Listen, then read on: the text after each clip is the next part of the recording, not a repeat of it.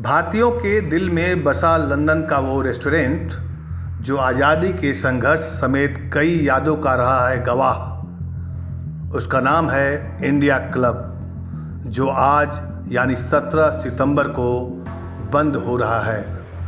जी हाँ, आखिरी बार खुलेगा लंदन का इंडिया क्लब। लंदन में भारतीयों के लिए घर के स्वाद के प्रतीक के रूप में बीते 70 सालों से मौजूद इस जगह को कई हिंदुस्तानी अपने चीर परिचित जायके और चेहरों की तलाश में ढूंढते चले आते हैं। द इंडिया क्लब पिछले कई दशकों से लंदन में दक्षिण एशियाई समुदाय के लिए सांस्कृतिक और ऐतिहासिक महत्व का एक प्रतिष्ठित लाउंज, रेस्टोरेंट और बार है, जो मध्य लंदन की व्यस्त सड़क पर होटल स्ट्रैंड कॉन्टिनेंटल के अंदर मौजूद है। इंडिया क्लब 1950 में लंदन आने वाले शुरुआती प्रवासी भारतीयों की मुलाकात और आपसी जुड़ाव की एक जगह के तौर पर स्थापित किया गया था, लेकिन अब ये इंडिया क्लब बंद होने जा रहा है क्योंकि इसके मालिक एक आधुनिक होटल के निर्माण के लिए इस इमारत के एक हिस्से को तोड़ना चाहते हैं, ढहाना चाहते हैं। कई लोग इस खबर से दुखी हैं क्योंकि इस क्लब के बंद होने से ये शहर अपने इतिहास का एक हिस्सा खो देगा। ये क्लब बंद किए जाने के खिलाफ लंबी लड़ाई लड़ता रहा है। कुछ साल पहले इसके मालिकों यादगार मार्कर और उनकी बेटी फिरोजा ने इस जगह को बचाने के अपने अभियान के तहत हजारों की संख्या में सिग्नेचर प्राप्त होने के बाद इसे ध्वस्त किए जाने की ये लड़ाई अपनी जीत भी ली थी। लेकिन बीते हफ्ते उन्होंने मीडिया को बताया कि 17 सितंबर को ये क्लब आखिरी बार लोगों के लिए खुलेगा। क्या है इंडिया क्लब और क्या है आज़ादी के संघर्ष से उसका नाता?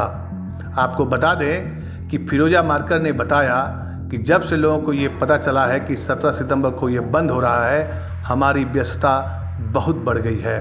हालांकि उन्होंने ये भी कहा कि हम बंद जरूर कर रहे हैं, लेकिन पास में ही एक नई इमारत भी देख रहे हैं ताकि इंडिया क्लब को वहाँ पर ले जाएं और फिर दोबारा से खोलें।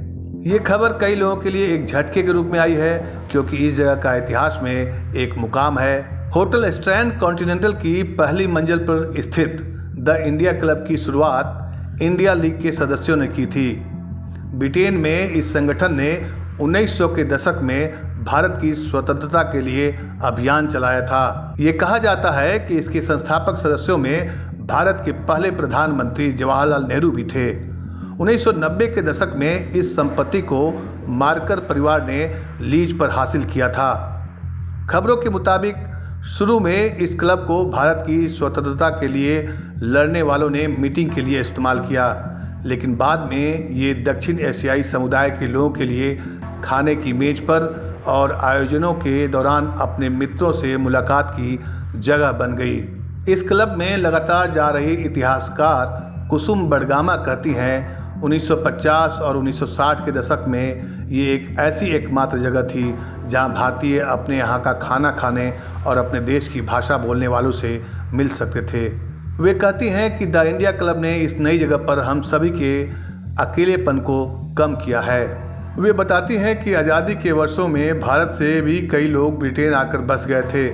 तब लंदन से भारत से आए प्रवासियों के लिए शायद ही कोई सांस्कृतिक मेल मिलाप की जगह थी और एकमात्र जगह था India club. The India club ने इस समुदाय के लिए उस खाई को पाट दिया।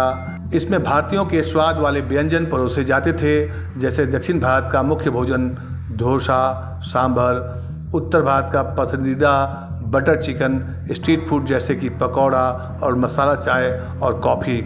यहाँ तक कि इस क्लब के अंदर के हिस्से को भी आज़ादी के पहले की कॉफ़ी शॉप की तरह डिजाइन किया गया था, जहाँ लोग मिलते थे और चाय की चुस्की और सिगरेट के कश के साथ अपनी संस्कृति और राजनीति पर बातें करते थे। वहीं क्लब में लगे झूमर, फॉर्मिका टेबल और सीधी पीठ वाली कुर्सियाँ 70 साल बाद भी आज भी बहुत हद तक पहले जैसी ही है। क्लब के समृद्ध सामाजिक राजनीतिक इतिहास की याद दिलाते हुए यहाँ की दीवारें जाने माने भारतीय और ब्रिटिश हस्तियों की तस्वीरों से सजी है जो बीते दशकों के दौरान यहाँ आए थे, जैसे कि ब्रिटिश भारतीय सांसद दादा भाई नौरोजी और दार्शनिक बर्ट्रैंड रसेल। पिछले कई दशकों के दौरान ये क्लब न केवल प्रवासियों के लिए बल्कि जीवन के हर क्षेत्रों के लोगों जैसे पत्रकारों और कई भारतीय ब्रिटिश समूहों और संस्थानों के लिए एक वाटरिंग होल, वह स्थान जहां लोग सामाजिक रूप से एकत्र होते हैं, जैसा बन गया था।